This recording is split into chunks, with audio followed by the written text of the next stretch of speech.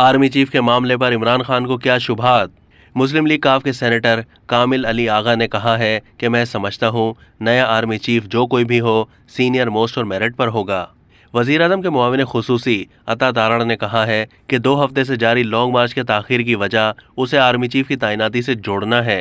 पिलडार्ट के सरबराह अहमद बिलाल महबूब ने कहा कि नई तैनाती पर लॉन्ग मार्च से दबाव पैदा करना चाहते हैं। मुस्लिम लीग काफ के सेनेटर कामिल अली आगा ने कहा है कि मैं नहीं समझता कि खान साहब ना तजर्बेकार हैं या किसी की बातों में आते हैं। लीडर के इर्द गिर्द अच्छे बुरे लोग होते हैं, हो सकता है कि कुछ अच्छे जहन के लोग ना हो जिसका असर हो सकता है।